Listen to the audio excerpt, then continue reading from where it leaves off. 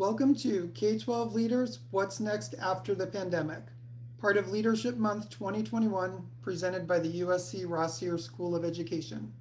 Please join me in welcoming the moderator for today's session, Dr. Greg Franklin, Superintendent of Tustin Unified School District. Thank you, Matt. Good afternoon to everybody. It's great to be with you and welcome.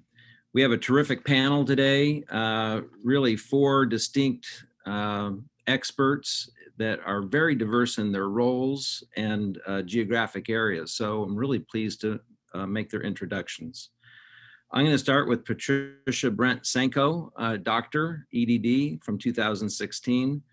Patricia is the Director of Equity, Access, and Instructional Services in the Lynwood Unified School District. Welcome, Patricia. Thank you.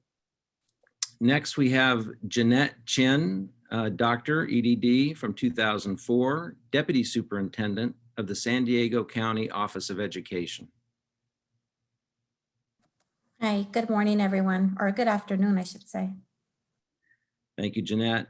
Also joining us is Dr. Bob Nelson, who has 2 degrees from SC, both his BS in 91 and his doctorate in 2018, Superintendent, Fresno Unified School District. Welcome, Bob. Thanks, Greg. Good to be with everybody. And our last panelist is Dr. Charlene Shimada, another double graduate from USC, bachelor's degree in 91, doctorate in 2019, and she is principal in Downey Unified School District. Welcome, Charlene. Thank you, Dr. Franklin. Hi, everyone. So this is a great group, and our main topic is what happens after the pandemic. How do we come back stronger than before? And probably the best way to get started in that conversation is even to predate that a little bit and suggest that while none of us would like to go through the pandemic again, there are probably things that happened that we could build on, that we will keep as part of our practices. And I wonder if we might be able to start with that before we go post-pandemic. Would anybody like to start? I'll start, Dr. Franklin. In Downey, what we had started prior to pandemic was learning platforms, digital learning platforms. We were a 2-to-1 district heading towards a 1-to-1 district with iPads. And we wanted to be able to use the iPads in more ways than just kill and drill, right? Drill and kill. So we were looking into various learning platforms for teachers to push out the different tasks and work, and then students using those platforms. So when pandemic did hit, we were able to go 1-to-1 quickly with our iPads, and then we had the platforms in place. And that's something that we're going to continue to use post-pandemic. I agree with Dr. Shimada. Hi, Charlene. And I would like to add that the frequent communication with staff, as well as the teacher collaboration, really became a saving grace. And I am positive that in Lynwood, those are things that we're going to continue. I also want to build on the increase in teacher self-efficacy using technology. I think that we made some strides and some steps, some equity steps in closing the digital divide. And that is something that we definitely want to build on, particularly when we think about meeting students' needs that are outside of the traditional roles of schooling. And then lastly, I think that there was a very purposeful shift in our fiscal priorities and how we assign our fiscal dollars and our funding.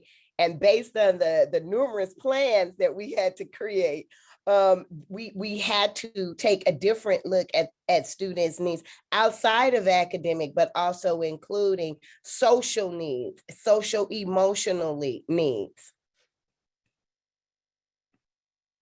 And if I could add one more, I think actually our professional development delivery will be forever changed as a result of the pandemic. Just like going to the airport is not the same after 9/11. I think we've learned that you can actually deliver professional development in a virtual way that's meaningful and worthwhile, gets more people involved, gives them a wider array of choice, and it's not something that we will change post-pandemic. And I'm just going to add really quickly another piece, and that's assessing how we assess kids, right? So we found out really quickly that we had to shift our instruction, but also really getting to understanding what the kids were learning and what they weren't learning. And so really a focus on formative assessments and not just the traditional ways of looking at kids and the metrics that we're used to looking at data, but really trying to figure out what exactly are kids learning, what are they not learning in non-traditional ways. And I think that's something that we're going to continue to do as well, is look at the strengths that kids bring to the table, not just academic, like Patricia mentioned, but also some of the social emotional assets that they learned during the pandemic. They learned to be more independent. They learned to problem solve and do a lot of conflict resolution. So things like that, and just looking at kids as a whole child more so than just the academics. All excellent points. I appreciate that. And I really want to echo what Bob said. I think we've seen participation grow in every kind of meeting as a result of being virtual. It's so much easier for people to access. So appreciate those comments. There's a wide agreement when you talk to educators and you talk about how will we welcome kids back in the 21-22 school year, that we're going to have to address two areas. One is academics, particularly the unfinished learning that they may have had from the past 14 months, as well as social emotional because of the trauma that the pandemic has caused. And so this is a two-part question. How do you look at both sides of that? And we'll start with the SEL. Next, how do you plan to address those SEL needs as kids come back for this new school year? Let's go in the reverse order of what we just did. So why don't we start with Jeanette and then we'll go to Bob. So one of the things that we learned during the pandemic is really getting to know our kids. So we engaged in a lot of work around student panels and getting student voice to really understand what was happening with them, with their families. And so one of the things that we're talking about is using that student voice in developing needs assessments for students so that we really truly understand the trauma that they've gone through or some of the needs that they have. And then from there, obviously, deploy different strategies, different personnel to support them. But I think just starting with student voice and not necessarily giving them a survey or it be not personalized, but trying the best that we can to make and continue to build relationships with them so that they know that we're taking their needs into consideration and that we continue to build those relationships with them. So I agree, and I might add, like we're receiving a great deal of one-time revenue right now. I mean, it's a different experience for California in education right now. You can debate the relative validity of that. It's difficult to bring all of that to scale in the time frame that we're being asked to bring it to scale. But I do think one of the primary areas to focus on is just shepherding kids back across the threshold of school. Right? There's an inertia with everybody going out, and there's going to be an inertia with everybody coming back. So we've put $70 million into social emotional support providers, resource counseling assistants, social workers, so that we go one by one and kind of, we'll call it finding the lambs and just shepherding people back across the threshold into our schools. Because we're not, I mean, if we're totally honest about it, I don't think we fully comprehend exactly what the totality of the social emotional toll is going to be on the kids that we've served. It's been hard for kids and families, and many of them have been left to their own devices for a year. And so we just need to be prepared for that. Like, I think if we tend to think like, hey, the pandemic is over and we're really happy about that. Quite honestly, this next year is probably going to be a little bit weird too. And it's not going to be what we consider to be normal in the classic sense. So I think steering one-time resources into providing social emotional supports for kids. And one of the things we're doing too is the first week, we're going to work on building relationships before we get into the curriculum writ large. Like, how do we just go about reestablishing, I mean, can we acknowledge your parents are a way more educated consumer of the educational product than they were pre-pandemic because they've seen a lot of it firsthand, right? So, but we know the one thing that was a gap is we just weren't present with our kids. And so there's the opportunity to change that. We're committed to going back in our system 5 days a week, every day, all the time. And so starting with nurturing relationships first, right? I always say, I don't need nice people who can't teach, and I don't need really good teachers who aren't nice. So how do you go about building relationships to start? Great.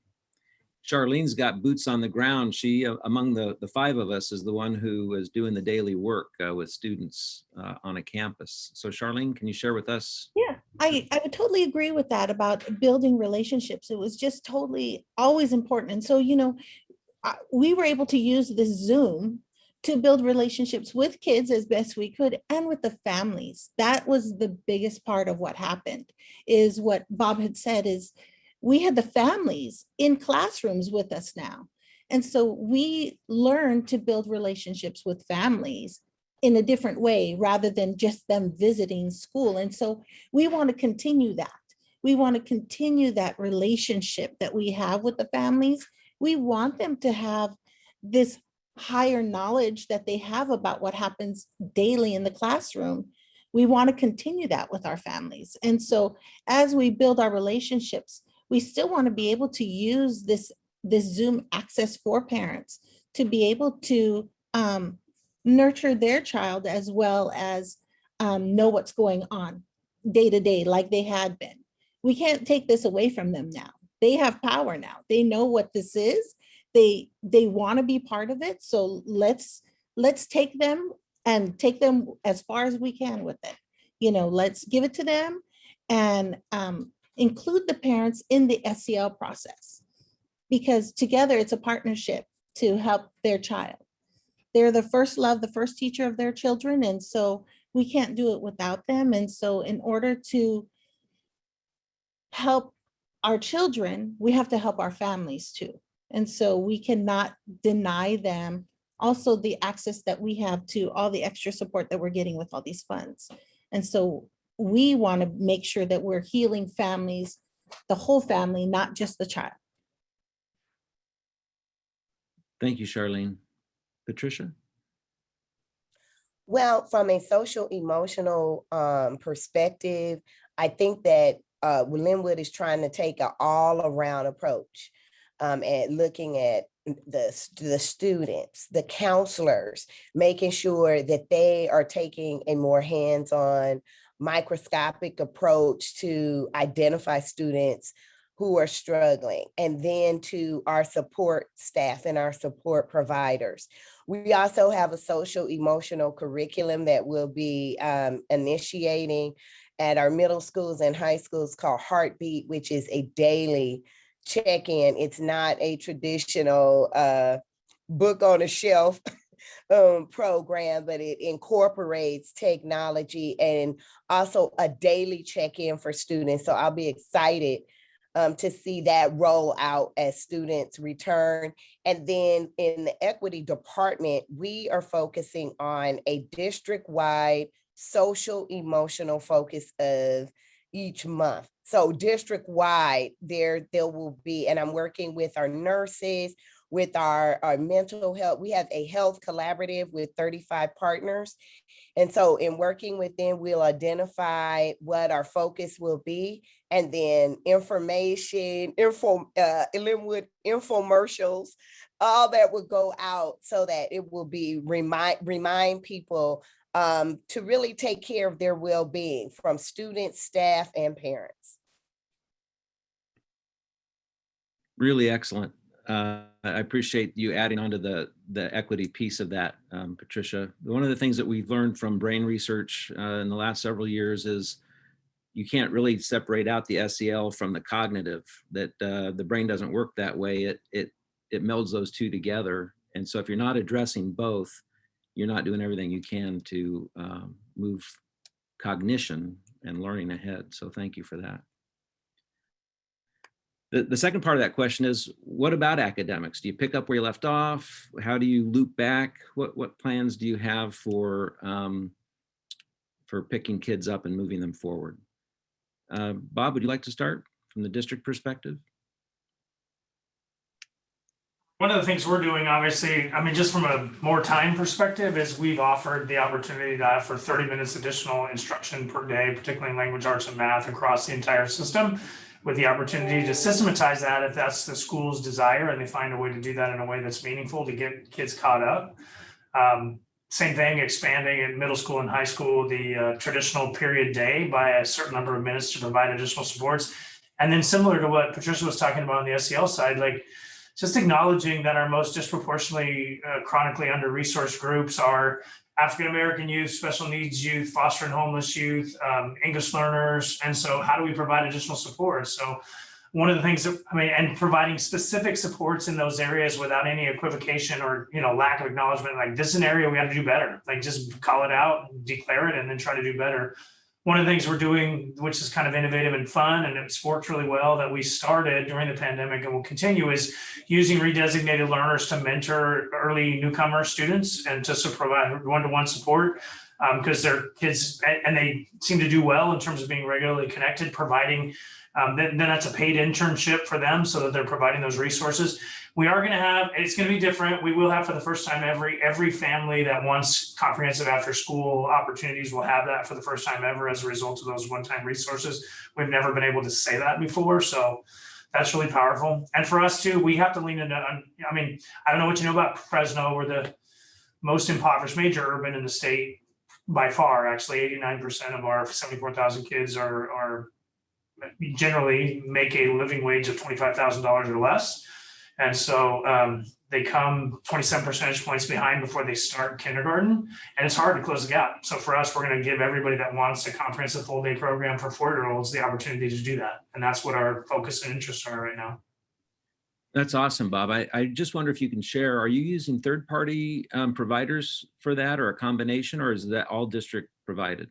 Well, both. I mean, one, the thing we do is try to create a collaboration between like local partners like Head Start and then local private childcare providers that we're all utilizing the same system. I mean, it can't just be early learning, like it has to be quality early learning. So how do we do an assessment so that we're all on the same page and we all acknowledge like this is what quality early learning looks like?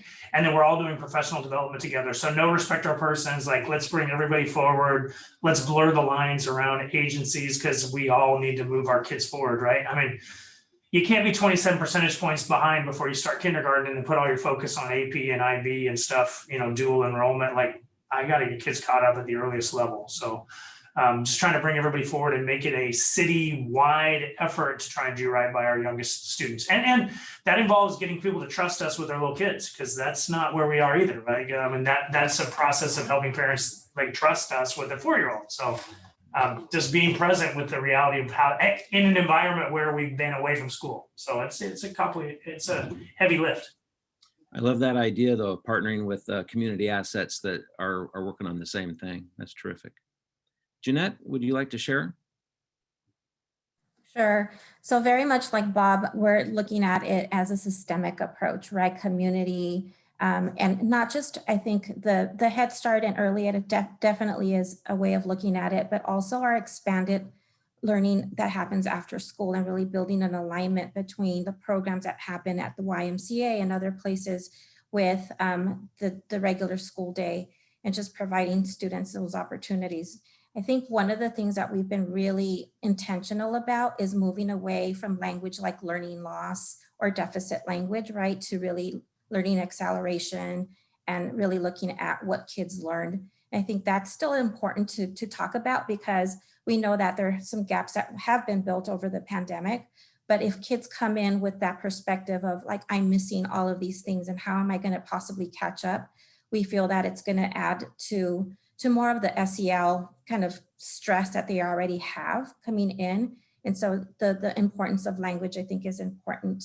I think the other thing that we've been trying to work with many of our schools and districts around is really looking at what are those essential learnings that kids need to know and not feel like they have to cover all of these standards that students have missed, right? So it's really helping teachers take a different perspective on how they're implementing intervention. And it really shouldn't look kind of the old traditional way of we're just going to give you more remediation, but instead of let's look at what is it that is essential for you to know at this grade level, and then really focus on those things and really, again, motivating and using language with students. So we all know the research, right? That if we hold high expectations for kids, they'll meet them. And so it's really trying to focus on what are those essential learnings, and then how do we progress monitor so that as we go through the year, that kids don't fall further and further behind. Really, So- thank you for making those points. Patricia, anything to add? Yes. So in Lynwood, we really try to adopt a understanding of equity, of giving students what they need when they need it. And with that, I am encouraging all of my teachers to please take a meet them where they are approach. And what I mean by that is there are some kids who thrived and did well during the pandemic. Distance learning was a great fit for them. And then there are other kids that were, you know, it was a struggle. I'm a mom with 2 kids, and I had 2 different learners in the same house. One would hide when it was time for distance learner, and the other one thrived. And so each student should be assessed at the beginning of the year to really determine what their needs are. And I'm encouraging them that the assessment should be diagnostic and not assessed for a grade nor a score. And then small group instruction will be key. And I'm really hoping that the virtual tutoring that took place during the pandemic will continue, because many parents said, oh, wow, this is great. I'm not driving back and forth to the school. And I think it will continue to build on our teachers' self-efficacy about using technology. So I'm really hoping that everyone will take a meet them where they are approach with a real diagnostic assessment. Super. Anybody want to react to anything that you heard one of the other panelists mention? I think when Jeanette was talking about not looking and not speaking of deficits, you know, when we come back here at Alameda Elementary School, something that I want to push forward with our teachers and our staff is that we're looking at student assets.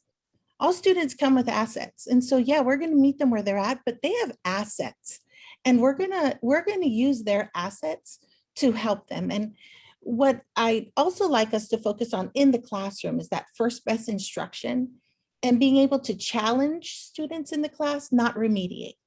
I'm going to have our remediation really go with the interventionists. And so if students need remediation, then we have trained interventionists, we have certificated teachers who, by the loss of enrollment, we've lost teachers, but I've been able to hire them on as our interventionists here at school. So I know the quality of the intervention will be strong. And so that way, in the classroom with that first best instruction, yes, they'll have their differentiation to meet students with their needs, but we don't have to spend all day on remediation. Let's use assets. Let's challenge students.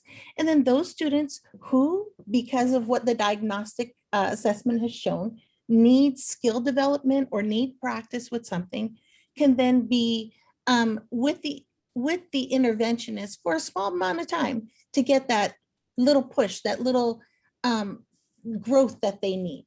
But I don't want their classroom atmosphere to be remediation. That's not what we want. We want to challenge them. We want to move them forward. We want them to continue to thrive. And so they'll have all aspects of what they need. But within the classroom, I would like to see our teachers here at Alameda do that positive push forward. We're not here to remediate in the classroom. We're here to challenge you. We're here to help you thrive. And where you need help, we'll help you. But that's not our classroom atmosphere. Our classroom atmosphere is going to be looking at assets and challenging and moving us forward. I appreciate your addition to that. And I think what the point Jeanette made about the importance of language is so critical, because as the students believe, so will they achieve, right? So depends on the language we use with them in particular. Well, the next question, we've talked a lot about kids and their needs, but the pandemic happened to everybody. It happened to you, it happened to teachers, administrators, other staff. And as we talk about the heavy lift to be done in the fall, there's going to be a great deal of stress and pressure on teachers, I think, that they're going to feel. Any plans in particular to address the needs of staff? Any ideas? Patricia, would you like to start? Sure. Our staff have to be full vessels in order for them to be able to pour into our students when they return.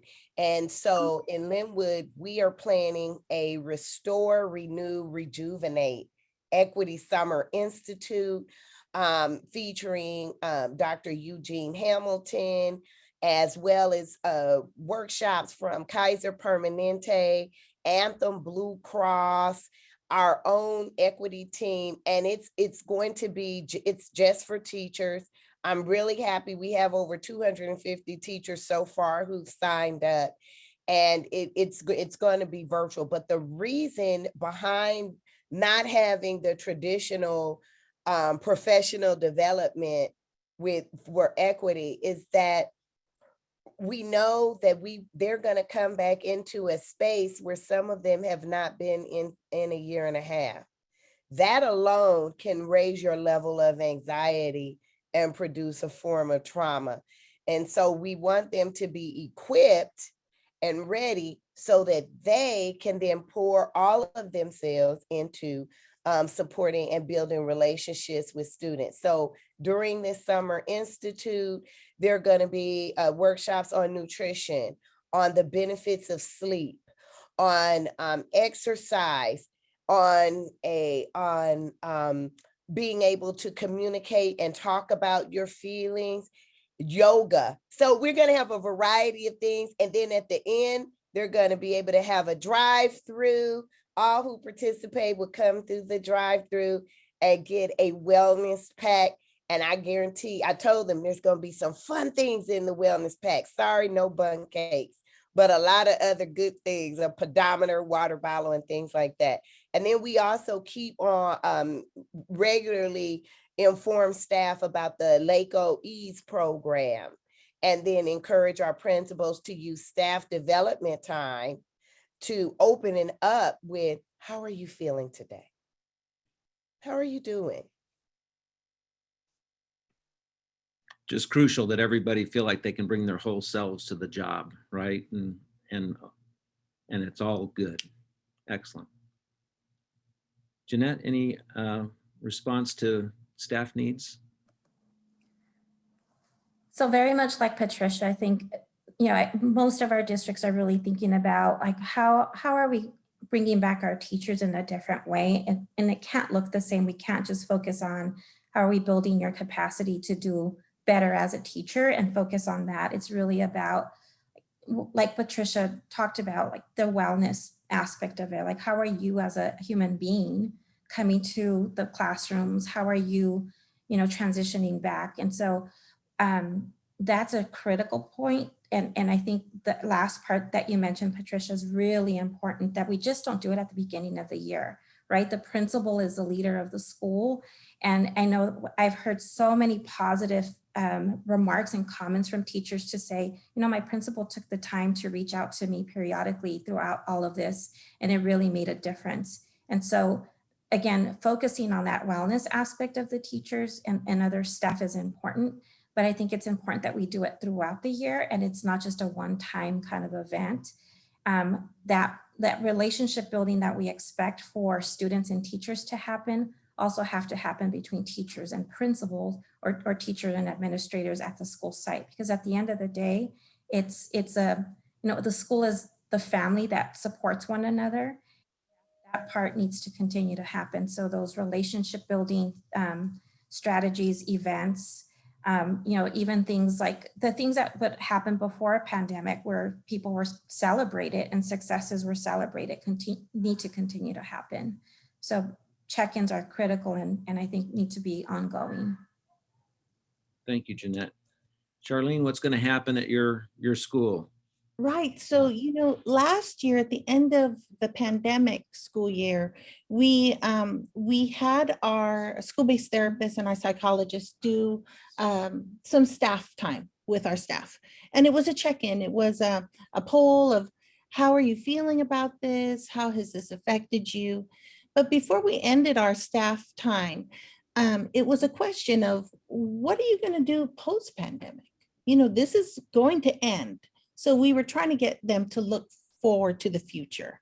And so when we come back before school starts for our PD time, part of that will be, well, did you do something that you said you do as we were coming out of pandemic, right? We were able to go maskless and go places. So were you able to do that, to fulfill that little dream of yours? And then here at Alameda, we're going to really look at rainbows come after a storm.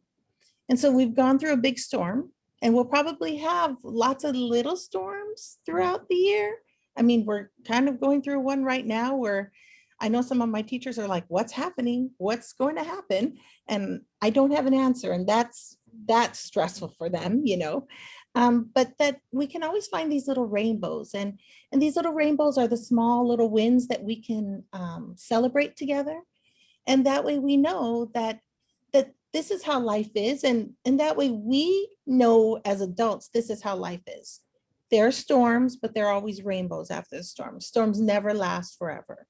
And then when we can cope with that, then that's something we need to teach kids. Is that, yeah, storms happen, but look at all the little rainbows that happened along the way. And so we always don't want to miss rainbows. So that's kind of the theme of our year this year, is the rainbow theme. And then, you know, from there you can get all crazy, you know, with unicorns and dreams. So, you know, why not? So that's what we're doing here. Sounds like a great year coming your way. Hey, before Bob, we hear from a district perspective again. I just want to remind all the viewers, your questions and answers are welcome. We're going to do another question or two that's preset, but we really do welcome any feedback, comments, or clarifications you might want to ask the panelists. Bob, how about from a district perspective? Anything you want to add about staff needs? Yeah, if I might. I mean, I think at the risk of sounding a little naggy, there really isn't a rung on the organizational chart above which self-care is not crucial. We tend to orient to ourselves last in that scenario every day, all the time. So I would just, given that this conference is really about leadership, I would say kind of leadership is partially about modeling your own self-care. And I don't know, like one of the things we talked about is like go dark July, like operational necessity only, or however. I mean, it may be late in the game for people to be able to do that, but I know for me, just on a personal note, I went to the Arbinger Institute. If you need to, have you ever read The Anatomy of Peace or The Outward Mindset or Leadership Self-Deception? There are things that we can do, even as simple as getting involved in an audiobook or doing something for our own self-care. Like, can we all agree? Last year, you worked through the entire summer.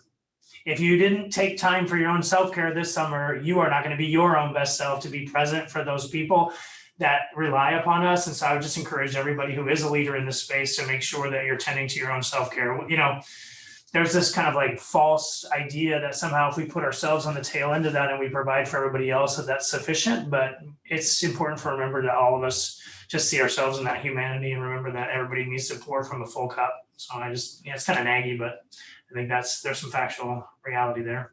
An excellent reminder. I totally agree with Dr. Bob.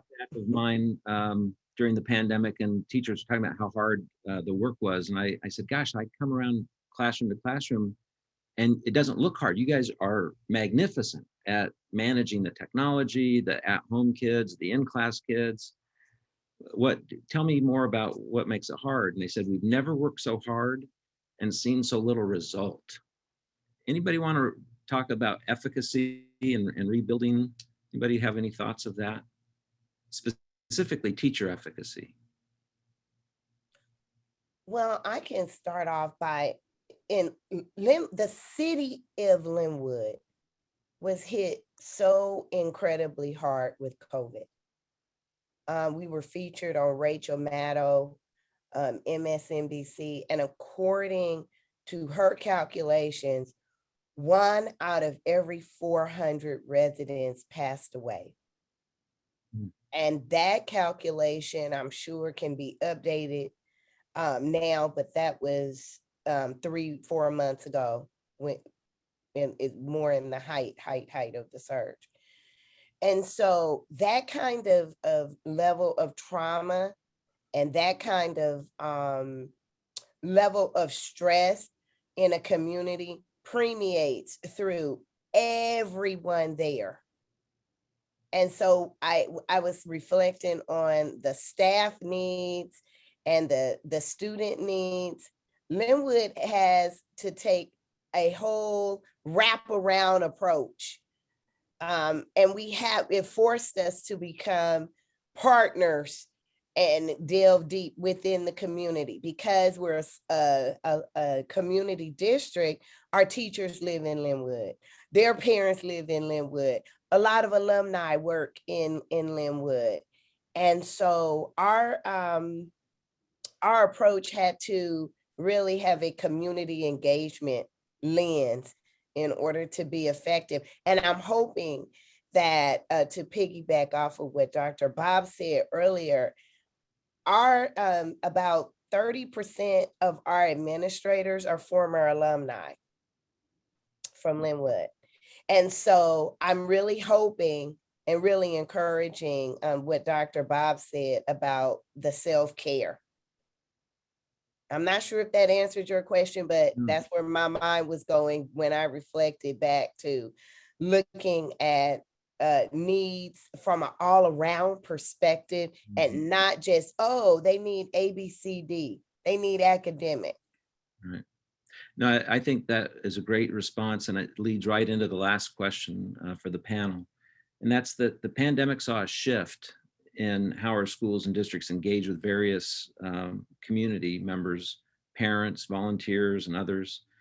How will this shift impact your engagement plans as we return to a more normal school year? Charlene, you want to start?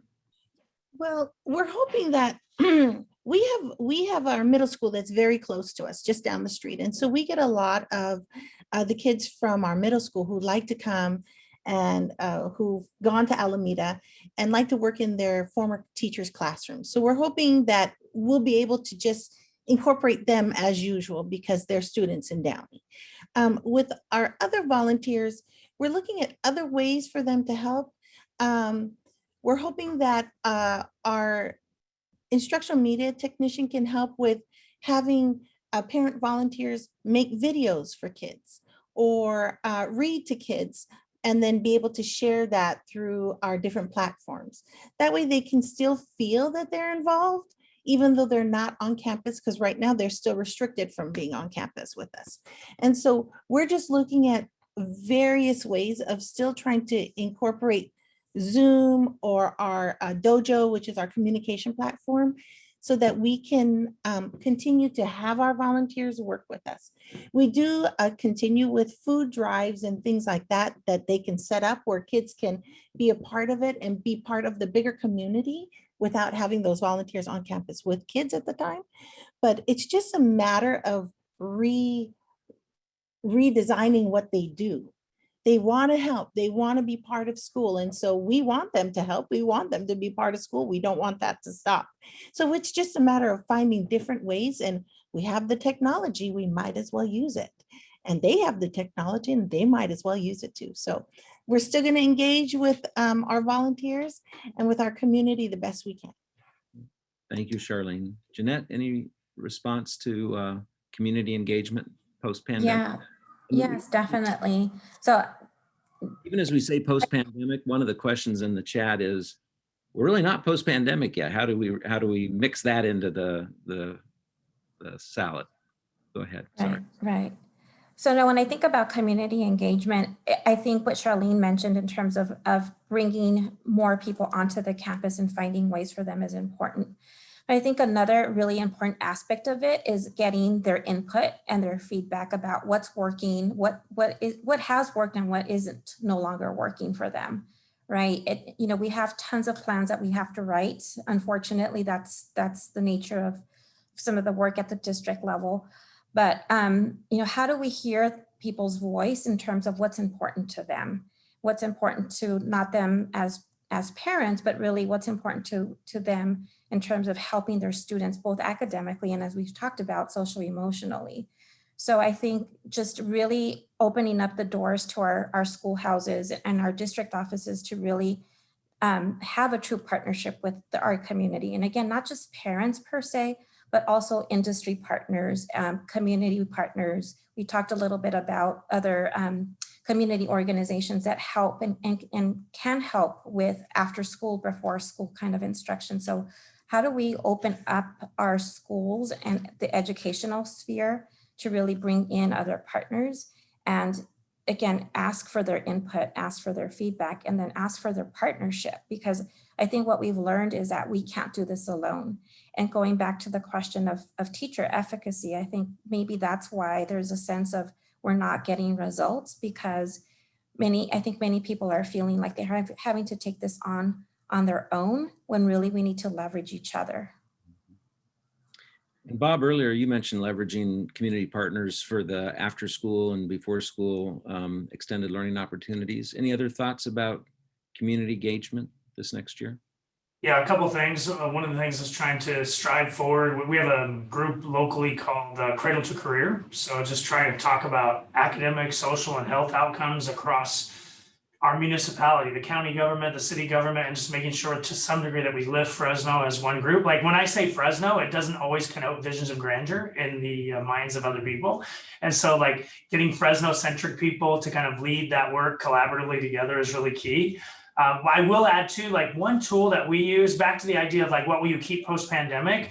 We used a tool that was really helpful for us called Thought Exchange in terms of gathering feedback from our LCAP process, where people were using an online tool and repository to like make commentary, and then other parents wading in and like liking different people's comments. And it was really a wonderful tool. And we were able to use it with we did it in English, and then we did it natively in Spanish and natively in Hmong in our own communities. So the level of feedback, I mean, given that our parents were just kind of getting on board with utilizing technology, it kind of doubled down in terms of them having a new way in order to communicate, and they love that tool. And so we'll keep that. I mean, it was a really good tool for us. But, you know, I mean, I think people have realized in the pandemic that if schools aren't right, like very little is right in the community. So there's a unique opportunity right now to reach out and to get like-minded partners to come alongside in terms of any effort that you see yourself pursuing going forward. Like people are beginning to realize, man, school people do a lot. Primary mental health, service, social emotional supports for kids, safety. I mean, you name it. We touch all of those things. And so it was great. Early in the pandemic, people loved us. Late in the pandemic, people couldn't stand us, and everywhere in between. So you just re-rack that, say we're starting the new year, and who can you bring along as like-minded partners to deeply engage with our schools? So Bob, while you're hot here, from a district perspective, we have the new CDPH guidelines for schools, K-12 schools. So we know we're not really back to a normal school year. Any particular approach that Fresno is using to mix returning to school and maintaining everybody's health and safety? Yeah, I mean, I think the key thing centers around masking right now. I think that's where the bulk of the questions are coming. Our initial start to school, we're going to have masks indoors and not outdoors. I don't want to be, I mean, this is a difficult thing. People ask, what could you guarantee during the pandemic? And the only thing I can guarantee is that everybody's going to be ticked off eventually, right? That's an absolute guarantee that at some point everybody's going to be frustrated by it. So the reality of it is, how do we provide for the safety of instructors? I'm thankful we don't have to, I think it would be very difficult to have to go person by person and verify who's been vaccinated. That would be a difficult choice to have to do too. So I think staying present with it, I don't think as the Delta variant comes in, you're hearing about a Lambda variant. I don't think we're done. To the person's comment in the chat, I think the most difficult thing for last year was that we produced 19 plans and shelved 18 of them. I actually don't think that's over. I actually think we're still going to have some of those dynamics. Maybe the range of change is going to modulate a little bit and be less, which I'm sincerely hoping. But I do think our intent, at least here locally, is we're going to start with masks in class. We don't necessarily have the distance to do a full 6 foot of distancing. And so that's not an expectation that we're trying.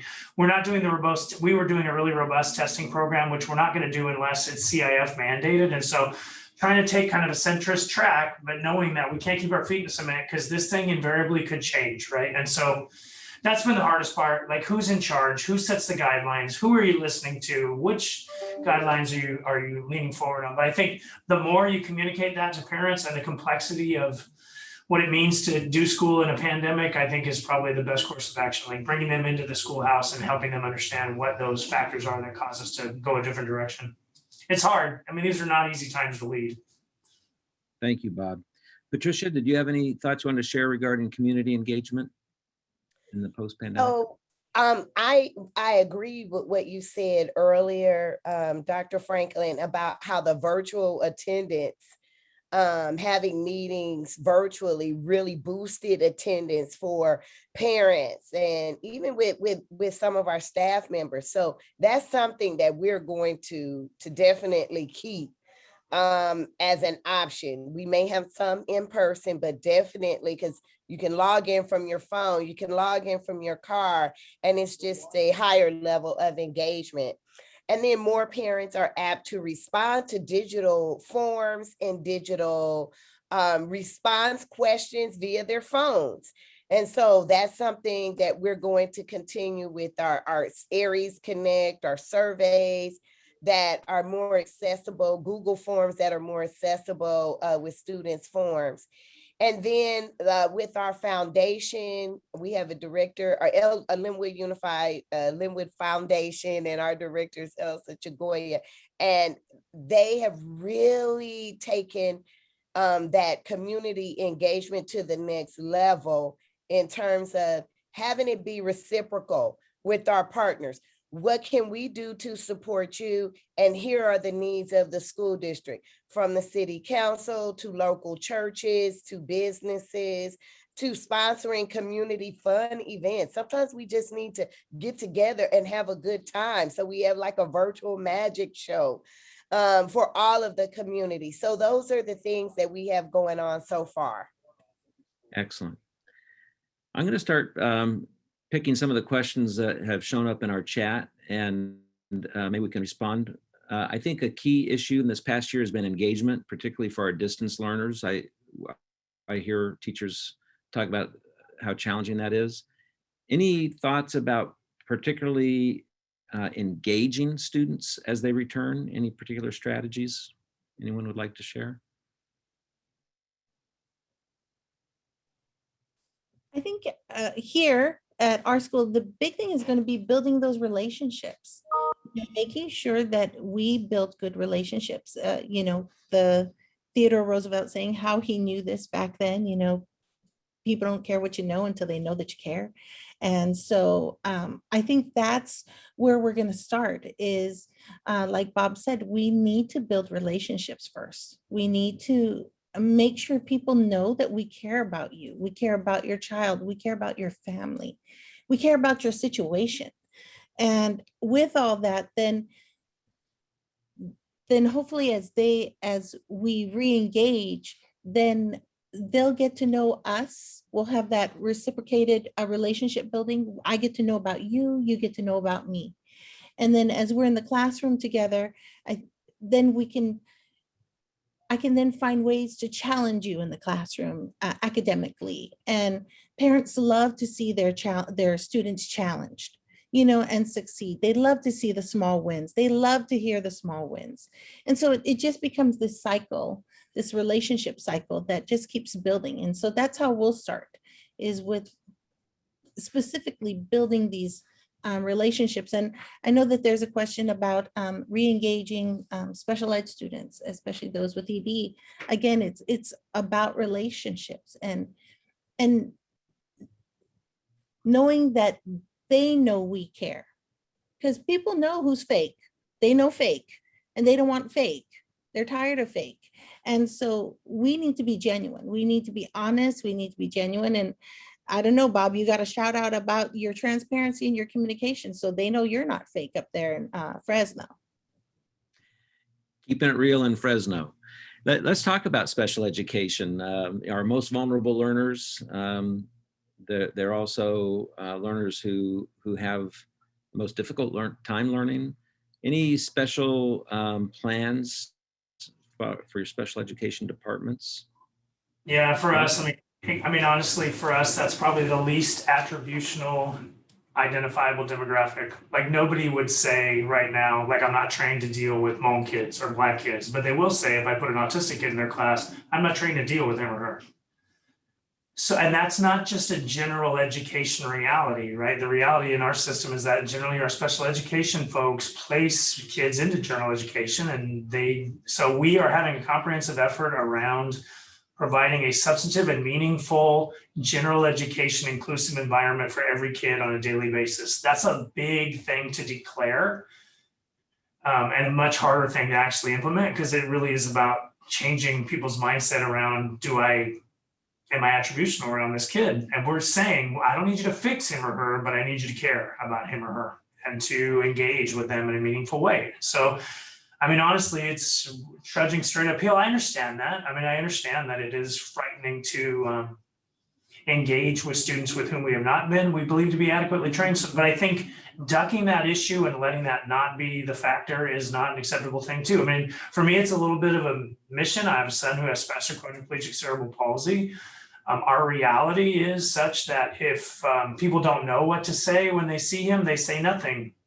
And therefore nobody interacts, and the level of humanity is just less. And so how do you fix that? Like, how do you go about having that depth and complexity of conversation in order to provide a better solution for the kids in our system? And how do you build a team of people who want to see that change, right? To some degree, it's about calling out your current reality. And that's really it's a systemic attitude thing that we have. To your point, I forget who made the point originally. It might have been Patricia, who just talked about, like, expectation is everything. Like, if I don't engage with a different level of expectation, I can't even get to the operational reality around providing that opportunity for kids every day in a meaningful way. And so, I mean, Greg, I oriented this as something like, at first I was super worried about the level of one-time resources we're getting. I'm like, oh my gosh, we're going to fight about all this money. Like, we'll never be able to bring it to scale in time. And then I thought, like, time out.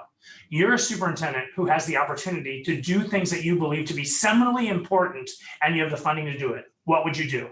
And this is one of those things. And so we are going to engage in that conversation moving forward. I don't have the answer yet, but you have my assurance we're going to start having a conversation. I love the way you frame that. This is a historic opportunity. We may never, ever see this much one-time money again. And it's incumbent upon us to put it to great use.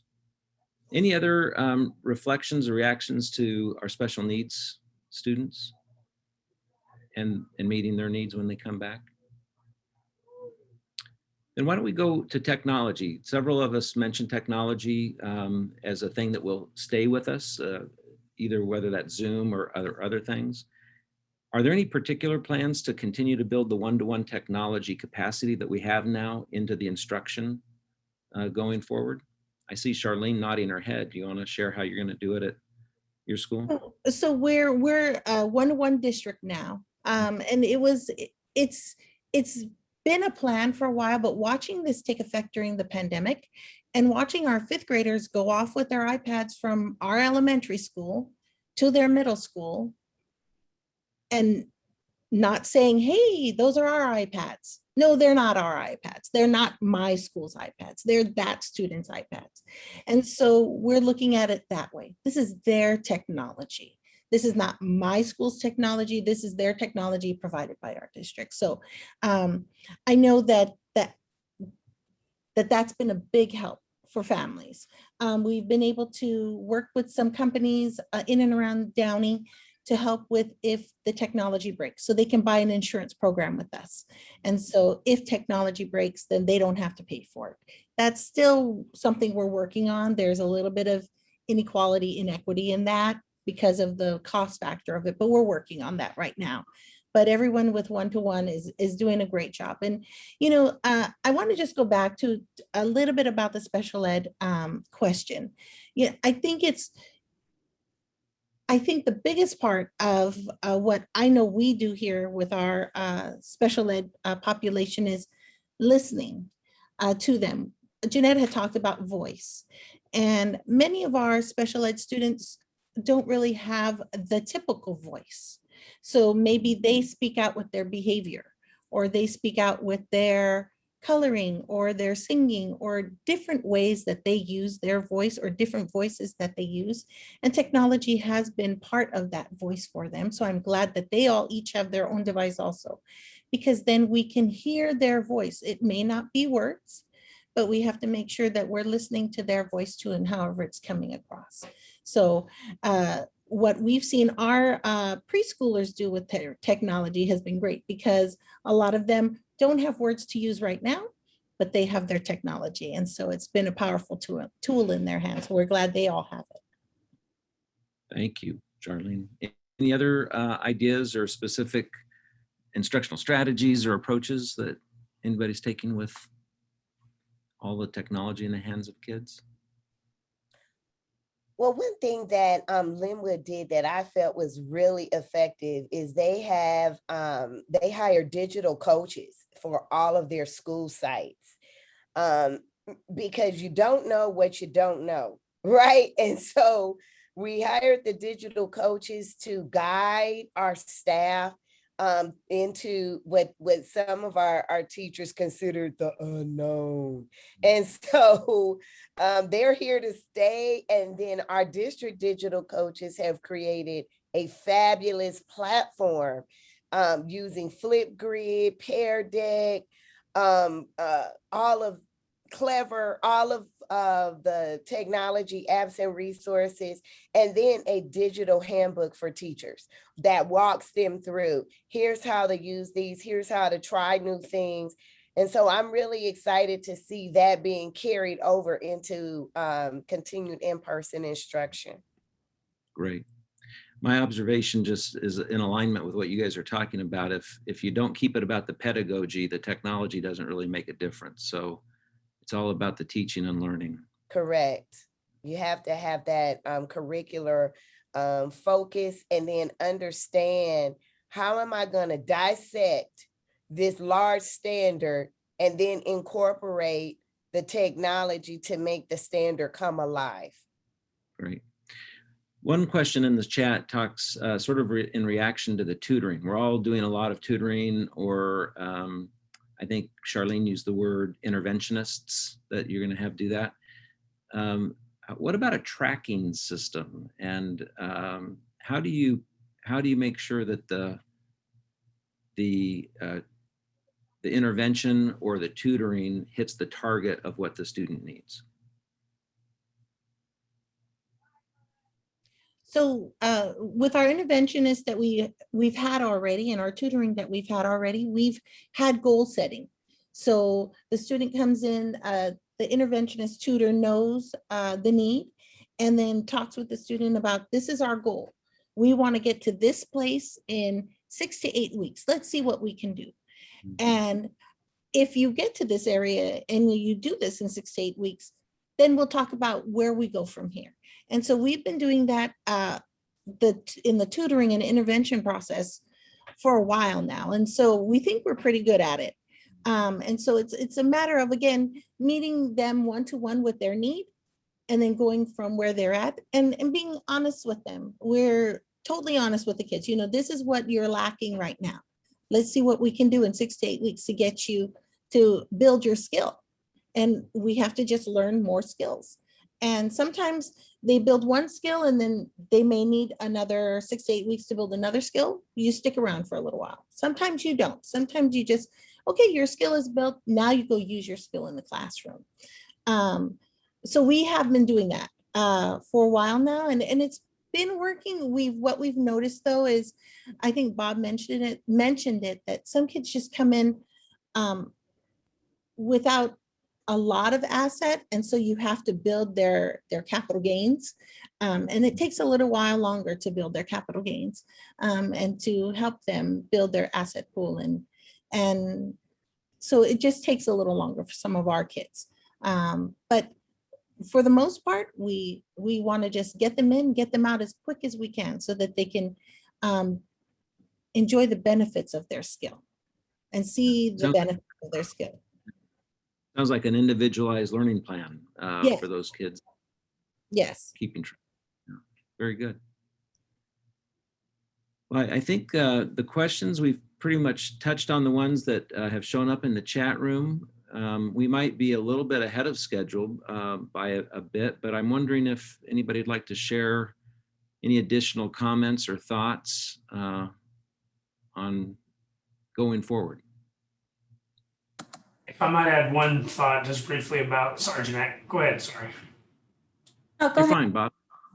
The one thing I was just going to say about technology, I do think one of the things we're working on is, I think there's an acknowledgement post-pandemic that access to Wi-Fi is every bit what electricity has been or refrigeration. I mean, it's kind of, you have to have it in order to function in the world.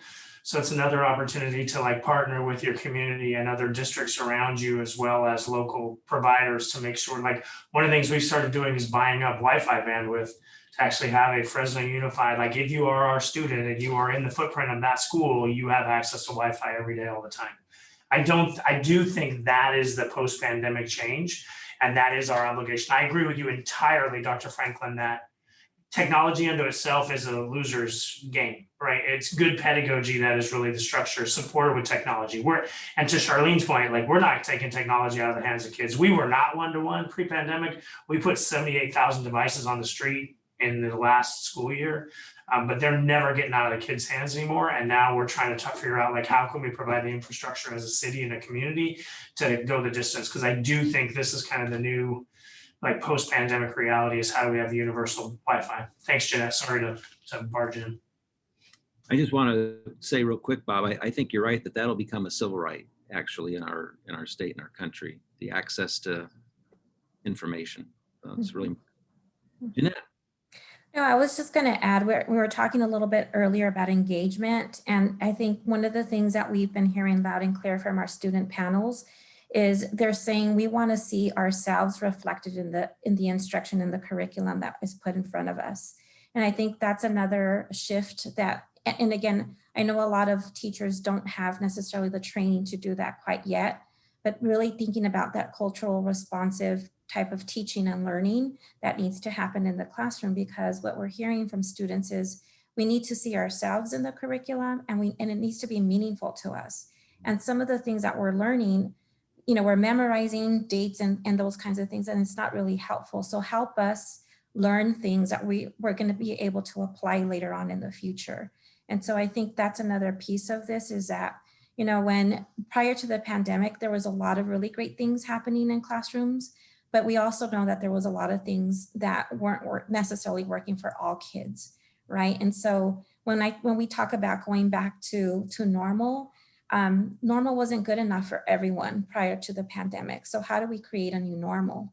And so again, these are challenges that we have to think about and have conversations around, and it's not going to be easy. So, you know, I think that's why I keep on going back to the idea of how do we do this as a community at large, because it's not just incumbent on the educational system to do this. So yeah, I just wanted to share that the aspect of, you know, the idea that students bring to the table around the kinds of curriculum and instruction and pedagogy that they want to see in the classrooms, and you know, having students agency around that, I think is just really critical. I totally agree with Jeanette. About brain research and that crossover between SEL and cognitive. And one of the keys that we've learned is that you have to have an environment rich in safety, trust, and belonging.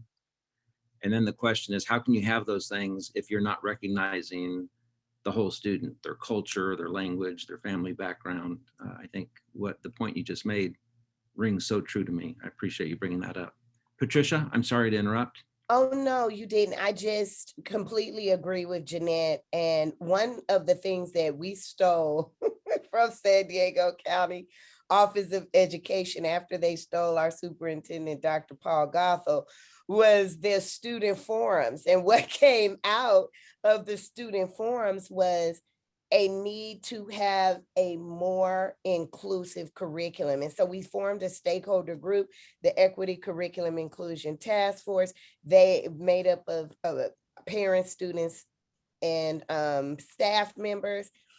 And the final product is an expansion of our ethnic studies program, as well as an inclusion of the social justice standards in our language arts curriculum. So where we have our 6-week language arts curriculum and our pacing guides, each one from kindergarten through 8th grade will include one of the anchor standards in identity, diversity, justice, and action from the social justice standards, and lessons that go along with it that tie into the focus of that 6-week unit. So that's something I'm really looking forward to seeing get off the ground.